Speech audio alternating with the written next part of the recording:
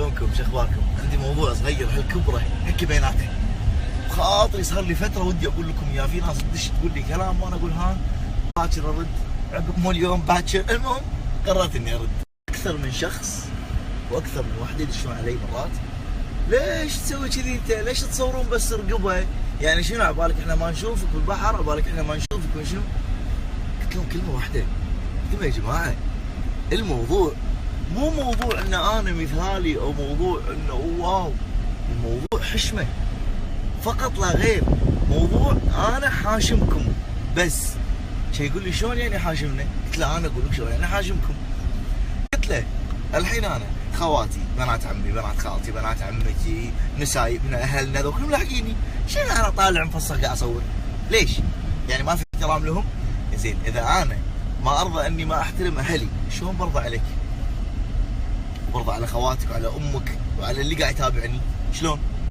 فهذا الموضوع كله هو مو موضوع ان انا لا، بس انه موضوع حشمه فقط لا غير. هو الموضوع حشمه. حياتي الشخصيه انا يعني ولو ما له داعي، يعني ما له داعي. انا واحد من الناس لو اهلي قاعد يتابعون واحد لو شنو يقول مواضيع ويطلع ابويا ربعه بالبحر مفاصيخ ويصورون، راح اقول ايش في هذا؟ فبس هو هذا الموضوع. فانا مسافر ديره بحر عشان كذي ما قاعد اصور وايد. يعني كله يا ربي قاعد نتسبح قاعد نستانس. وانا مليون مره قلت حياتي الشخصيه شيء وبالسناب شيء، هذا شيء لازم تعرفونه. انا لي حياتي، لكن بالسناب انا سويت شيء اسمه حرمه السناب. شلون حرمه السناب؟ اي نعم في حرمه بالسناب. انت قاعد تدش بيوت الناس، انا قاعد ادش بيتك وبيتكم وبيت حجيه، حلوه حجيه ها؟ فهذا لازم انا احترمه. دام انا دشيت عندكم وعرضت حياتي لكم، انا ليه هني في حدود الادب. برا حياتي كيفي، لكن هني معاكم فلا حد يزعل مني ويقول قبل الشهر كنت اصور ربعي بالبحر. انا عندي صور قبل كلها شيء نظام معده، كنت مجسم ترى، والله كنت مجسم لا تصدقون كيفكم. فالحين ما اكذب بالسناب، لا ما تكذب. زين ابوي طالعني ما احترم ابوي، زين انت كيفك؟ انا ما احترمك، زين ابوي ما احترمه؟ شو بدخل طاق سيجاره قدامه؟ ربع ابوي شلون؟ عمامي شلون؟ يعني الموضوع احترام بس فقط لا غير.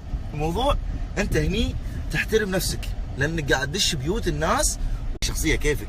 بس دام دشيت هني وعرفت حياتك عند الناس لازم تحشم ريايل وحريم الناس، وبالاخص حريم الناس.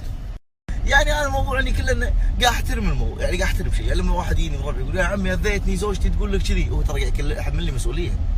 عباله هو ابوي ضحك لما يجيني واحد يقول لي يا معود امي كل يوم تقول لي ابو خالد، وهو يروح ما يدري انه حط فوقي حمل، هذا امه وهذا اخته وهذا. زين انا شلون؟ شو اسوي هني؟ لا لازم ادير بالي. لو شنو انا اسوي هني لازم ادير بالي، لازم احترمكم غصبا علي.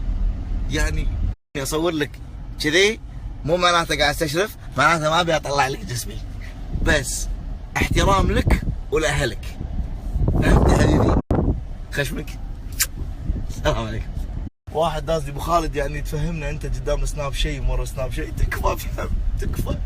انت صبي ريال كل شيء تصور تزحق اهلك، تكفى بس تكفى. لما تقعد يا ربع كل شيء تصور تزحق اهلك.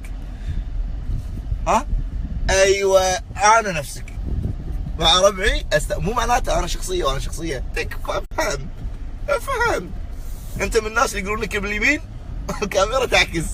يعني هذا اللي قاعد اعطيك اياه، قاعد اعطيك انا ورنتي انك تفتح سنابي وين ما كنت، الا شيء واحد ما اقدر اتحمله، لما تطلع اغنيه حلوه ما اطق رقبه، ما اقدر.